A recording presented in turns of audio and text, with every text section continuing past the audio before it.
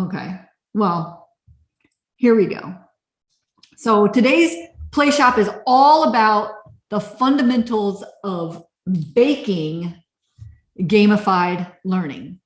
And so I just want to make sure that the learning experience is not half baked in your gamified course. And so probably just like many of you, I am a huge learning nerd, right? You guys probably figured that out after 8 weeks of hanging out with me.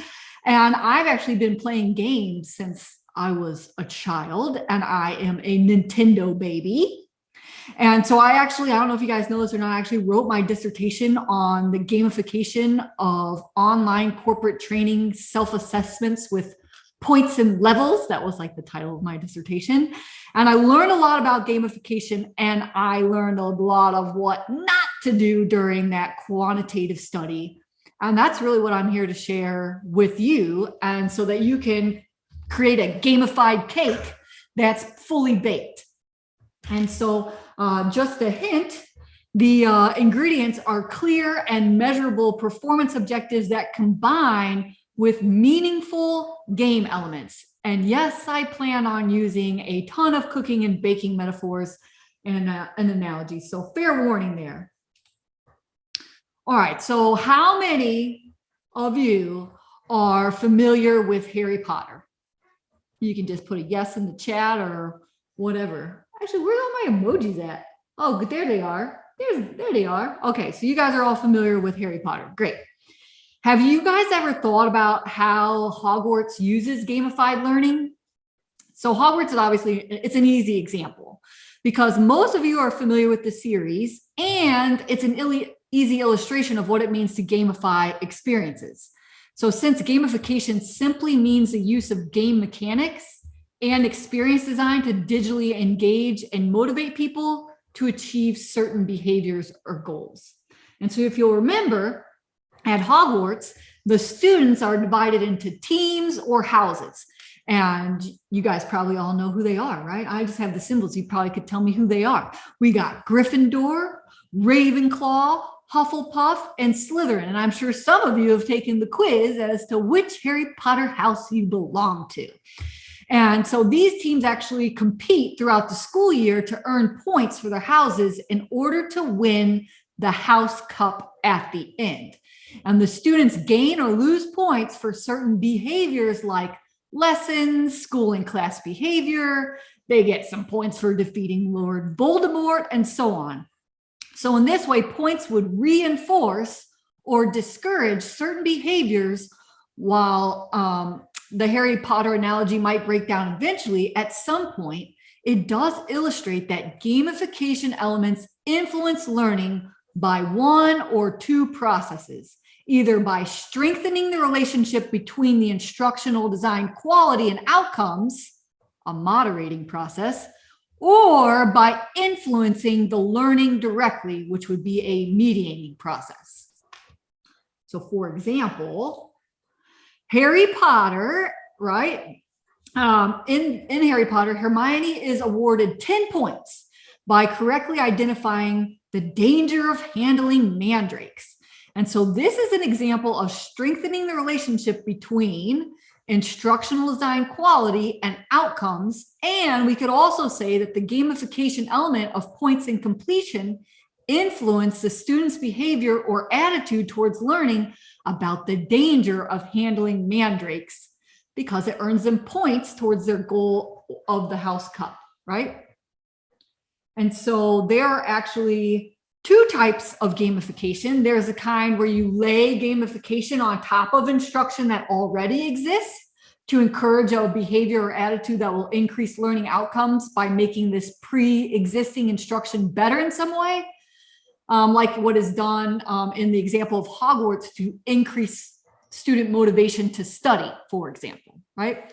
The other way to use gamification as a learning designer is to apply it to encourage behavior or attitudes that will itself improve the learning outcomes. All right, Claudia, she says she knows very little about Harry Potter, but I hope that I am, even if you don't know anything about it, like I'm explaining it well enough. Okay. So here's another example. Hermione and Harry Potter are awarded points just for answering Lupin, he's a professor, Lupin's questions in class. Just answering questions about course materials is an effective learning strategy, and therefore it should cause greater learning directly. And so just for clarification, you can have one or both of these processes present in any particular example of effective gamified learning. So, and even how to create effective gamified learning is what we're going to really dive into today. All right, so quiz time, unlock. All right, whoops. So what is the first step to design gamified learning? I don't know if you guys know. So go ahead and show me what you guys think.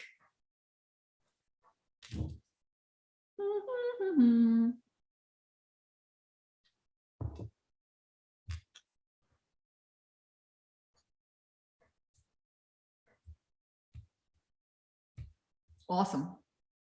All right, well, 14 of you got it right. And that is exactly right? You're supposed to write your learning objectives first. And you have to identify your learning outcomes, or of course, what we call performance outcomes. And the reason why is because game characteristics are used to influence a learning related behavior or attitude.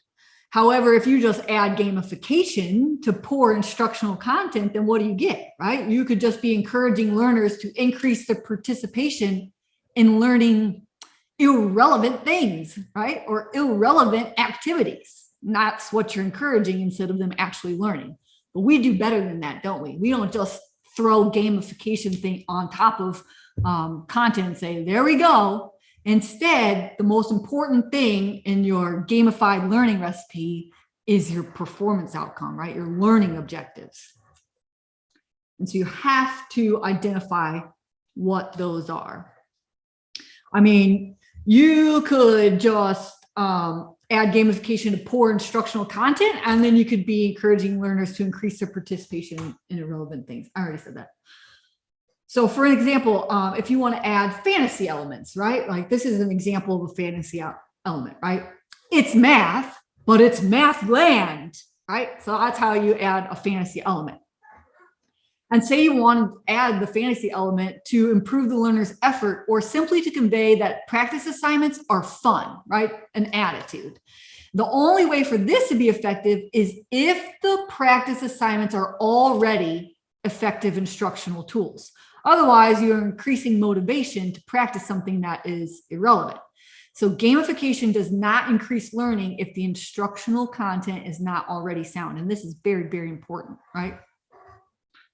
So let me say it another way, right? So if you just take content and add in gamification, they call points, badges, and leaderboards, they call it the evil access, right? Because those are like the low-hanging fruits of gamification. And some people will just take points, badges, and leaderboards and add them to their course and be like, it's gamified. They're going to love it. And it's going to help with their motivation. But and that's why they call it an evil access, is because these are, it's a lazy way to think about gamification, and it's a poor design, really. And that's why they call it an evil access. And just because you do this doesn't mean you're creating effective learning experiences if that content cannot stand alone as effective instruction. Because really, if you just throw points, leaderboards, and badges on something, you're just putting icing on a cake stand. So your first step in gamified learning recipe is to identify and write those clear and measurable performance goals and learning objectives. And I'm pretty sure that you guys have learned a lot about writing learning objectives and learning outcomes. So I'm actually probably going to speed through this part of it unless you guys slow me down, right? Because you guys know about how to create learning objectives, right? This is familiar, right? The ABCD of the learning objective method, right?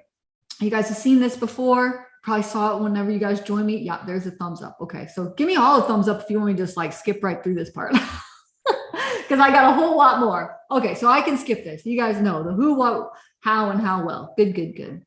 So this is our learning objective. Here's my example that I'm going to use throughout, right? And so I'm just skipping through my own notes because I was pretty sure that you guys know what these are and how to write them.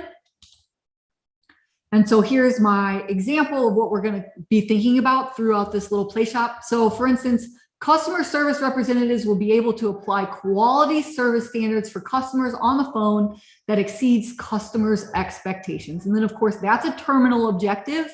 And these are our enabling ones, right? They're going to apply this quality service strategies. They're going to assess the company standards.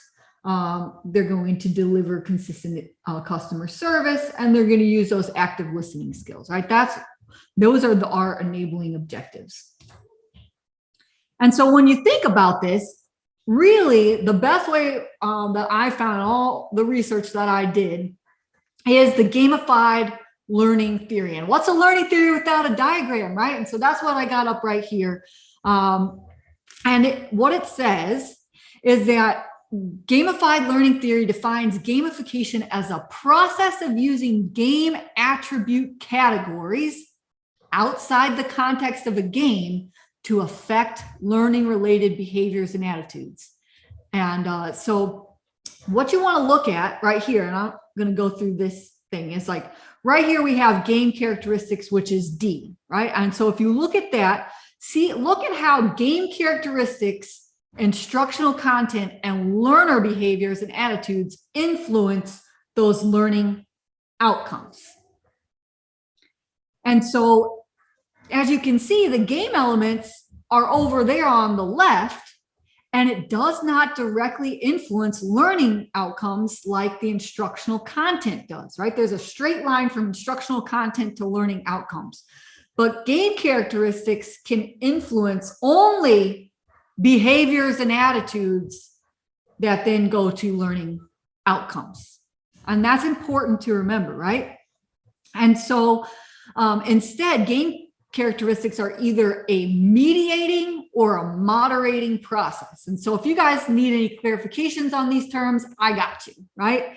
So gamification is a mediator for behaviors and attitudes that influence learning outcomes. So this means that just adding game elements, just like I've already said, does not directly affect learning outcomes. Just like, for example, giving employees pizza does not directly affect work speed.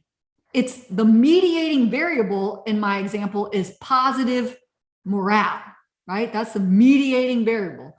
The pizza might increase or strengthen employee morale, and that morale might increase work speed, but pizza alone does not directly affect your team's work speed, right? Are you guys with me? Does this make sense? So you can't hand an employee pizza and expect them to work faster. Just like you can't just throw game characteristics on top of your instructional design and expect people to learn, right? Reach their learning outcomes, right? The other thing the game elements do in this theory, on this diagram, is moderate or strengthen the existing instructional effectiveness. Again, this does not directly influence the learning outcomes, but you can influence the behaviors that increase instructional effectiveness. And I'm going to get all the way into this. So, for example, we can add points and levels to increase self-assessments or quizzing for learners. However, like I've mentioned before, if they're poorly designed or not related to the performance goals, then there's no effect on learning just because you add a gamification element. Game elements and learning outcomes are always mediated by a learner's behaviors and attitudes. So now that you understand how gamification works, it's time for another baking metaphor. So gamification is just icing on the cake, right? If you don't have solid learning outcomes and sound instructional design, you have no cake. All right, let's list some of these gamification elements, right? I just want you to start brainstorming them. And so let me hear what you guys got, right? I've talked a lot about defining gamification and gamified learning theory, but let's talk about what some of those gamification elements are. Like, so let's list some things besides points, leaderboards, and badges, right? Let's list some things besides our evil access. What do you guys got? Show me your ideas. Anything. Think about Mario games. Think about any game you think. Fantasy, boom. Levels, matching. What else you guys got? Timers, avatars, yes, yes, yes. Sorting, level up, characters. Boss levels, excellent. I like it, Fraser. Competition, rewards, excellent. So that was some great elements. And I'm going to cover some categories of game characteristics and give some examples. All right, so how about achievement and progression? Actually, I'm asking you guys to give me examples. So one example of achievement and progression is points. So throw some more. You can even copy some of the ones that you mentioned earlier, right? What are some examples of achievement and progression? Money, earn a badge, levels, yep. Leaderboard still counts here. Badges, yep. Points, levels, badges, leaderboards. Yeah, puzzle pieces to complete, grades, coins, yep. Progress bars, a new avatar that could be like another reward, and prizes, certificates, yes. Skins, exactly. All right, good. You guys are good at this game. All right, let's keep going. What about some other examples of rewards?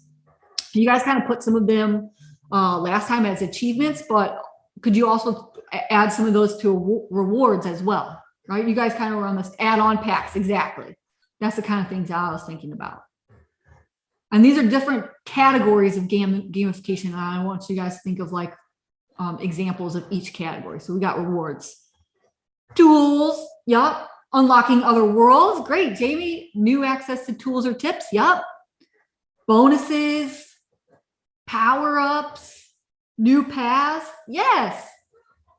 Extra lives, yes, exactly. Weapons, yes. Okay, great. So this is really good. All right. So how about some examples of story? All right. So what examples do you guys have about adding story? You guys probably have a lot of these. A rescue story, cool. Hero journeys, definitely. Mario saves the princess, absolutely. Zelda too, right? Link's got to save the princess. Finding the treasure, lost and found. Situations, quest journey, treasure. Yeah, defeating an enemy, internal conflict. I love it. You guys are on it. You guys are ready for gamification day. Some more puzzles. Yeah, a puzzle story, some scenarios, narratives, fictional game room, an escape room. Yeah, that's another great way to weave in story. Okay, another category of gamification is time. So what are some ways that you can add the gamification element of time? What are things that you can add to your course, for example?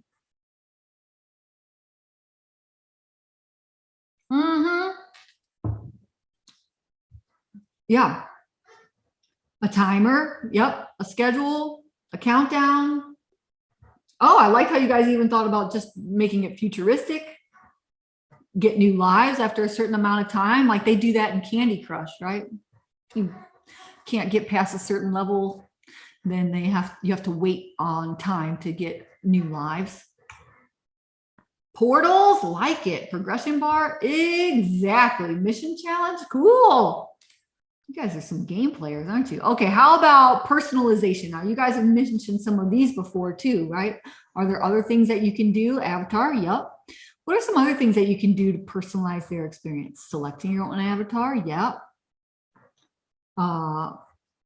I won't say anymore. I'll give you guys some more seconds. Come up with your own ideas. Skins, outfits, new pets. Oh, I like that idea. Wardrobe, horses. Yeah, choose their character name. That actually was on my list too. They could choose their environment. That's a great idea, Carol. Create your own color scheme. Ooh, I would like that. Another one I have on my list I haven't seen up here is interactive conversations, right? Where like they use the name and all that kind of stuff. So excellent. I'm going to save all these too. I'll export the responses too, so you guys can have a whole list of ideas. And this is our last one. Do you have any examples of micro interactions, like those tiny interactions that just kind of make it like fun to play with?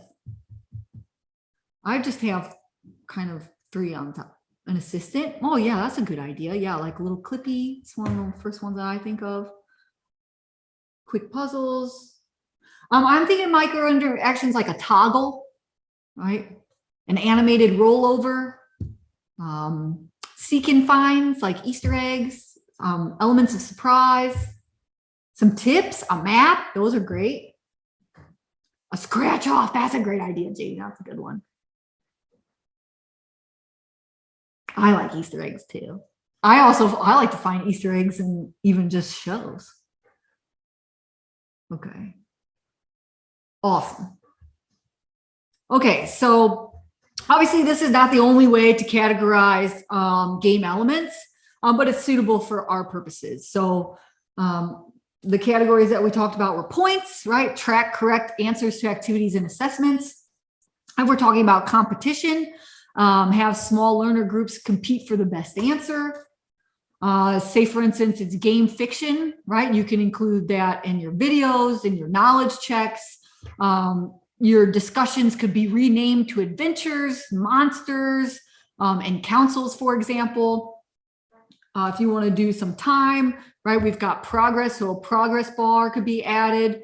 How much has been completed, how well are you doing in the scenarios, like like there might be one where like patients are losing blood and like their blood count can go up and down, and so that's another way of using progress. All right, give me some examples of matching game elements to learning activities that you kind of have come up with on the top of your head. So for instance, I said points. Track correct answers to quizzes. What are some? Well, we just listed a whole bunch of game elements, but now I want you to think about how you're going to match them to learning activities. So you have any examples?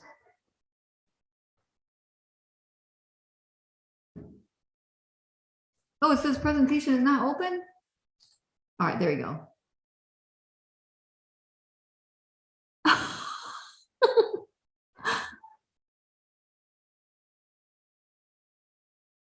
Songs about cats.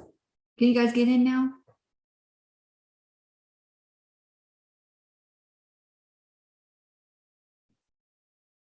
Okay. Okay, level up based on difficulty of challenge. Yeah, have them seek information. Yes, that's good. That's because you're encouraging them the learner to pull information, and you can encourage them through gamification.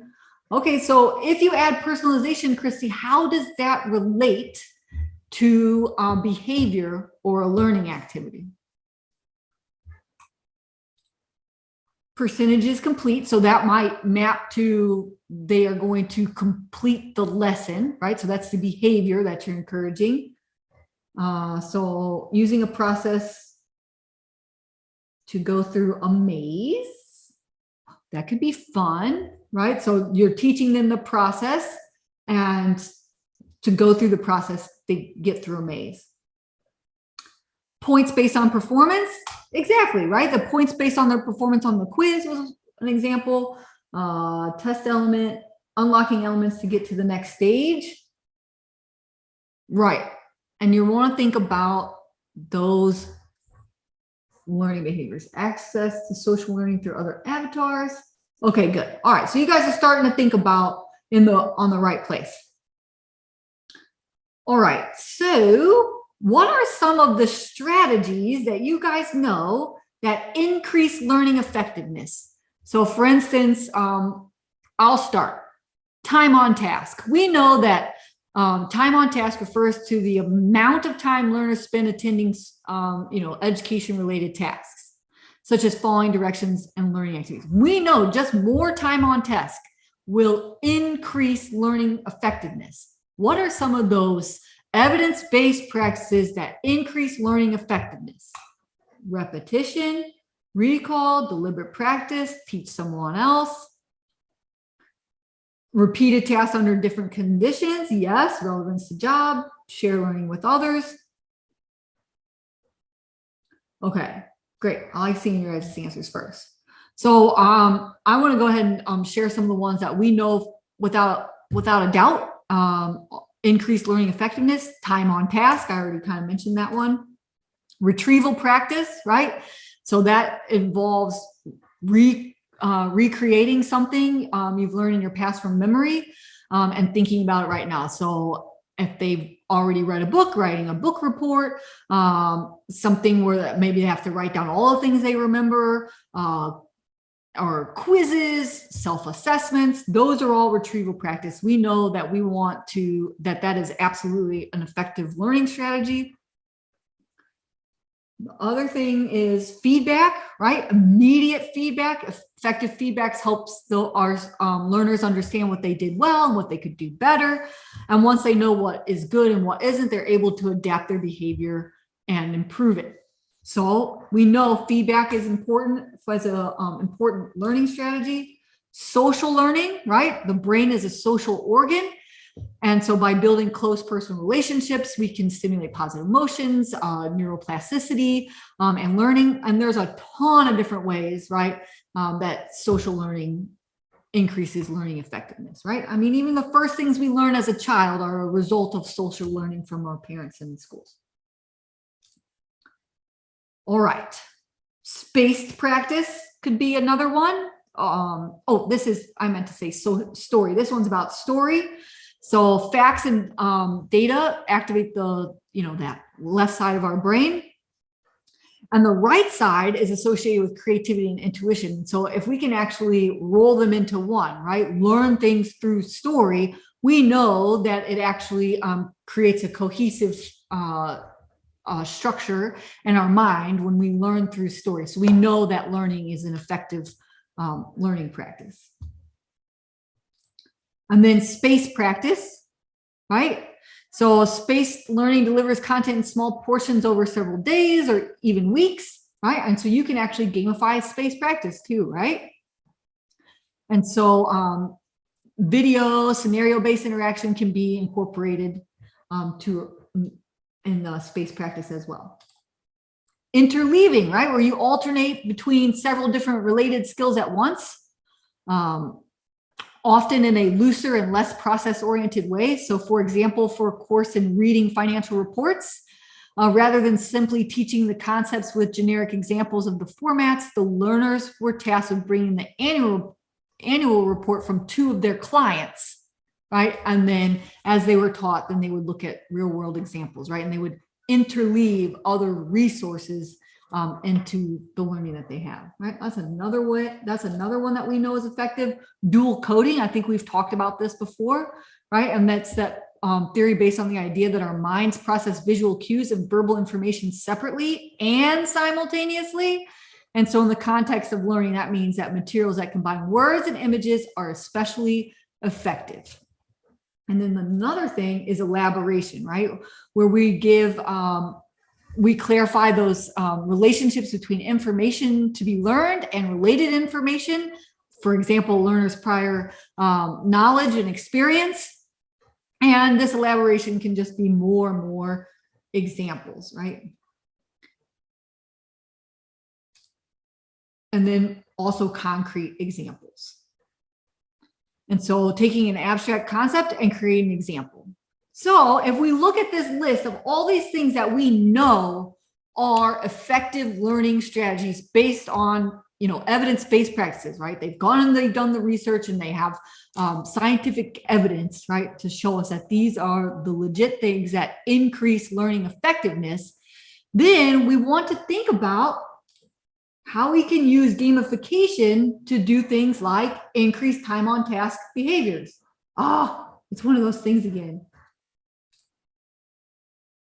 Okay, so I think you guys should be able to add your submissions. Can you add submissions? So how do you use gamification to increase time on task behaviors? I'll give you an example. So for example, when I was doing my study for my PhD, I wanted people to spend more time on the lessons. And so I would reward them points for the time that they spent completing, right? And so that was one way to increase the time on task behaviors, right? There we go. So for instance, there you go, have them build something. Yeah, that's another way to increase time on task behavior, right? Because they're gonna spend more time on it if they have to actually build something. Reward a speedy recall. That's awesome. Now remember, time on task is about like more time spent is the behavior that influences the learning outcome. All right. Okay, what if we are thinking about retrieval practice, right? So for instance, if you want to use gamification for retrieval practice, right, where they're going to remember what they've learned, what are some of the ways that you can gamify retrieval practice? I know one of them, role play scenario, crossword puzzles, memory games, quizzes with points or prizes. Exactly, that was the first one I always think about. Use something they were shown earlier as a key to a puzzle. That's fun. Yeah, because then they actually have to use retrieval to get the key. Increase difficulty by the right answer. Yeah, great. Antonetta, matching, memory games, cryptic games, return to the last world if the character chooses wrong. Ooh, right? Rewarding, answering questions, matching. You guys are starting to get it. This is exactly right, right? So you always want to think about using that gamification element to increase the behavior that we already know is effective. We already know retrieval practice is effective. How can we add the gamification element that links those two things together? All right, so what about how can you use gamification to deliver immediate feedback? It's a lot of ways you can use gamification and deliver immediate feedback, right? I'm just thinking rewards, right? That's an immediate feedback. Right, or that back to that example of if you have the doctor simulation and the patient is losing blood, right? You got a progress bar of like how much blood is in your patient or whatever, right? And that's immediate feedback as to what your choices are doing in the learning game. Okay, demonstrate what went wrong after failure, giving them some kudos, movement in game, forward or backward. Yeah, I like that feedback.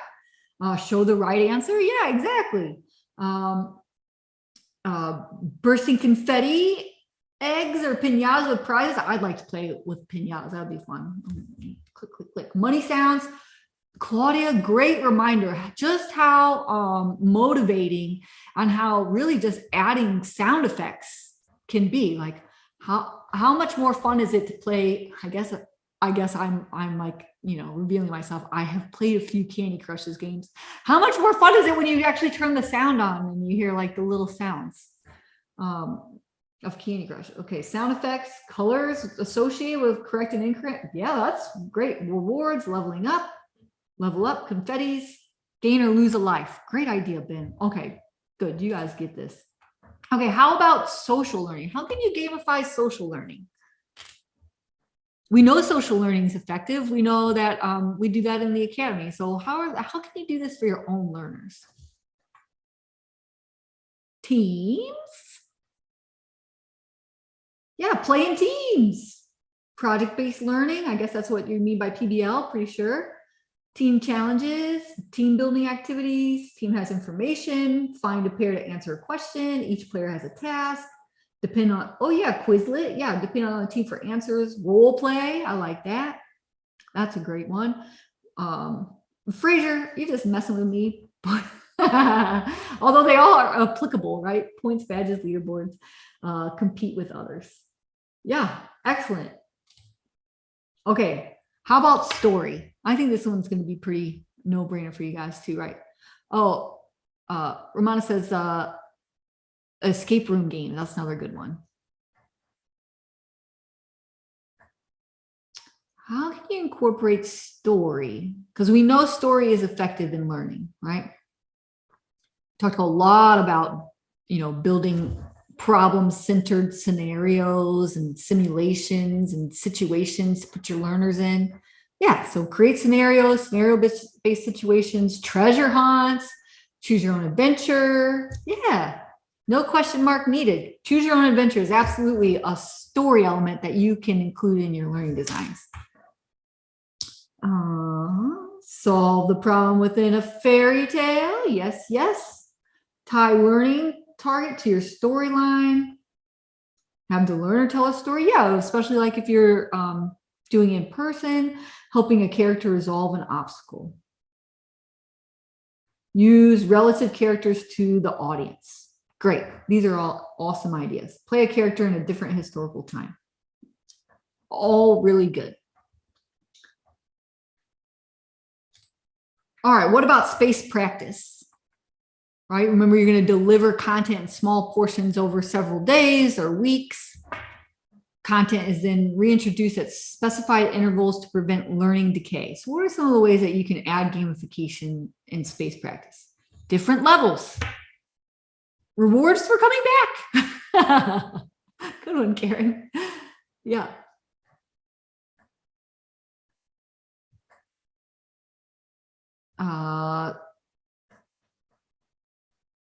Limit 1 game per day. Wordle, LOL. Yes, exactly. That's a great example, Jamie. That's an excellent example, right? 1 game per day. And also, have any of you got on the diet app Noom? That's an excellent example of kind of like gamification of spaced practice, right? They space out their lessons in that app. You guys should download. Can you download the app without paying now? It used to be that you could. I don't know if you can anymore, but it's a great example of gamification of instructional design. Okay, well, thanks for joining us, Virginia. So rewards for consecutive days, 1 theme or learning target per day. I love it. Option to choose difficulty of practice. That's another great idea. Give clues each day to keep them coming back to finish an adventure. Now that would be compelling, Jill, for sure. New theme on a different day. How fun. Then they would tell like their coworkers, oh, you guys, did you check out the new one, right? Okay, what about interleaving? You remember where you're going to interrelate different materials for the same topic. This is like focus switching.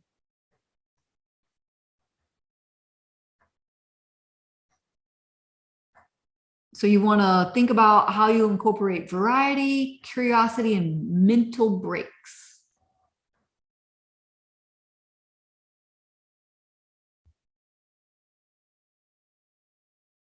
What you guys got?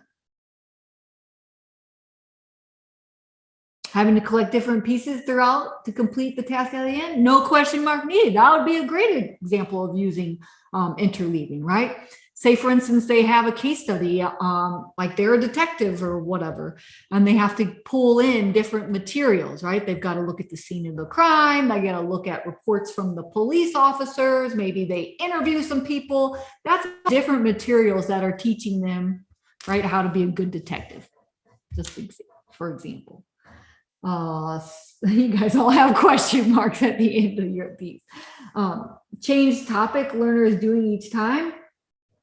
Yeah, so you might want to do like the same topic, but it's more about like the different types of materials or the different ways that you might present that same topic, right? Or resources for that topic. A different situation to solve. I like that, Karen. Solve problem with previous lessons information. Yeah, that could work. Increase difficulty by layering different elements and a mystery when they log in. Will it be a quiz, a game, etc.? Oh, that could be fun. Kind of like, how they have like a quiz bank. Maybe it's an interaction bank. That'd be fun. Reduce the amount of time they have to complete a similar task at a lower level. Okay, excellent. All right, how about dual coding? Oh, we just have a couple more. I just want you guys to think about it. games to effective strategies. Now, remember, dual coding is that we process visual cues and verbal information separately and simultaneously.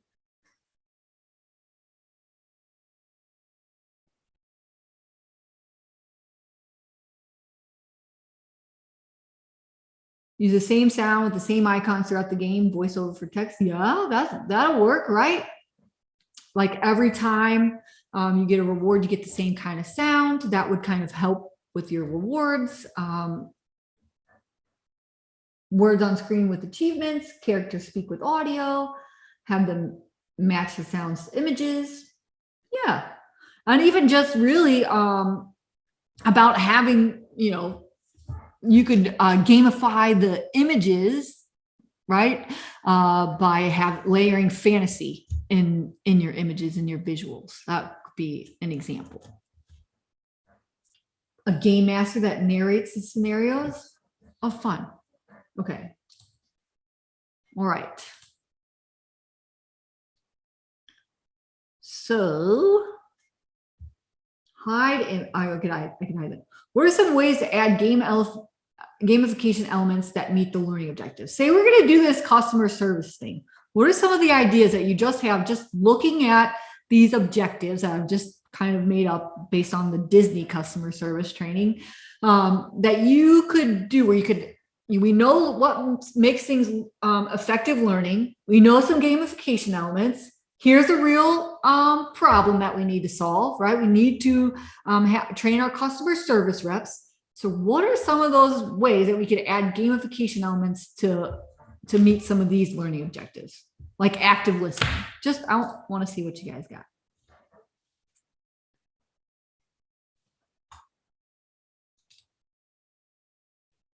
Role plays, exactly, right? They could do role plays with customer service. Scenario-based practice, right? They could be rewarded during their scenario-based practice, right? For time on task or getting immediate feedback, right? And getting it right. Scenarios that are based on the learner picking the path. Angry customer becomes happy when learner actively listens. Exactly. Write scripts in teams. I'm guessing you're thinking like the learners would write scripts for their customer service scripts. I'm guessing is what you mean there, Ben. So yeah, he says yes.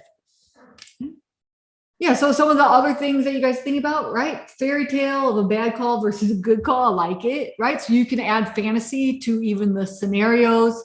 You could show progress, right? As far as like, are they a superstar customer service rep? We've talked about fantasy, we've talked about rewards, immediate feedback, right? And so really when you think about adding gamification, if you come away with nothing else, I really want you to think that gamification must be tied to an effective learning strategy, and that is the behavior that you want to influence.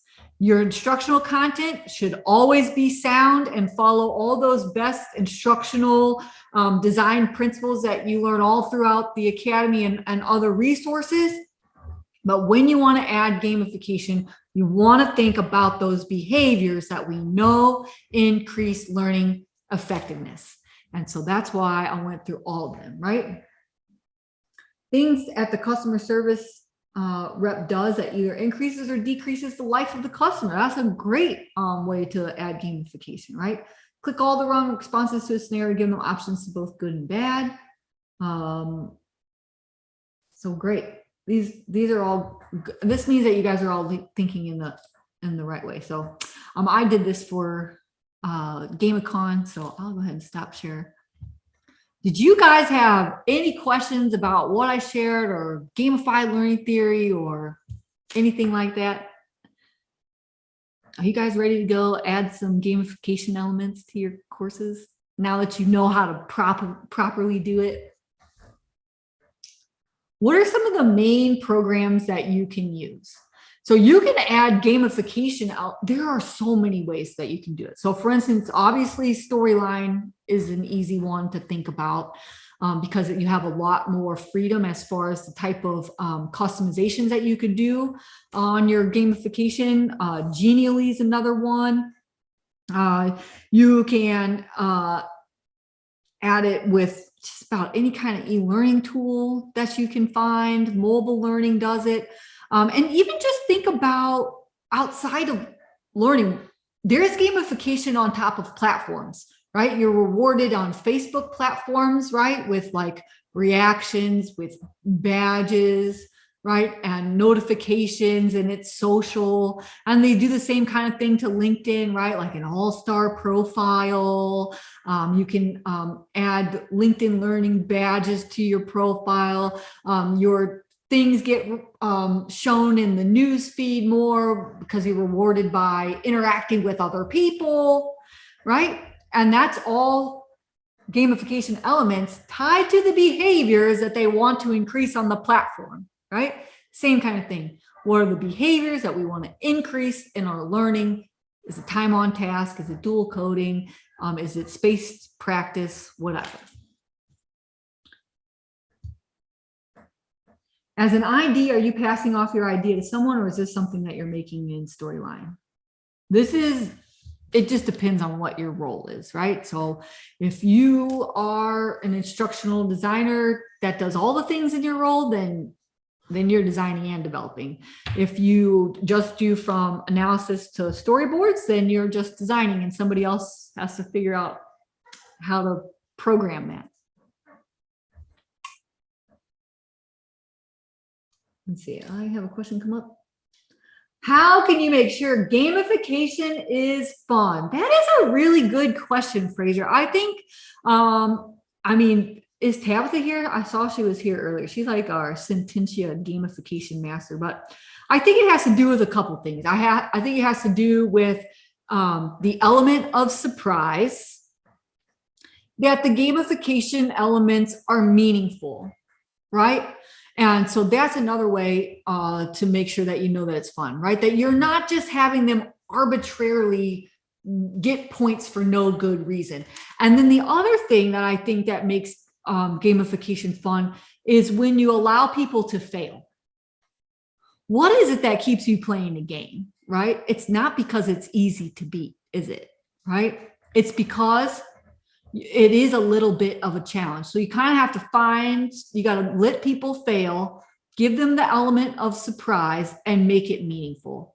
And there are some other trainings in the academy too, about, specifically gamification and all that kind of stuff. But I think those are kind of the three main things that make it fun. And really, like, is it a game you'd want to play? And that's also why we prototype things too, right? Put it in front of your learners. Is this fun? When I did the gamification study for my PhD, I put prototypes in front of learners before I rolled it out, right? To test it. And I asked them, is this fun? Do you like gamification? Did you want to keep clicking and on and on? And so, you can always put a survey at the end of your prototype.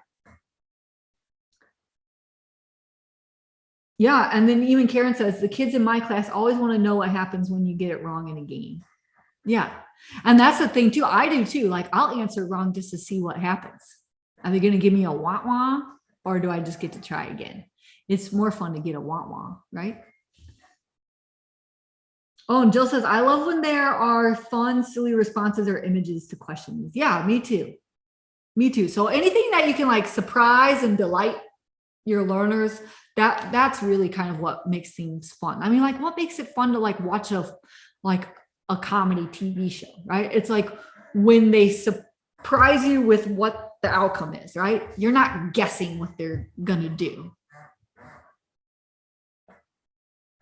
So this is really fun for me. I love gamification, and I think that if you guys can just do it right, you're gonna be already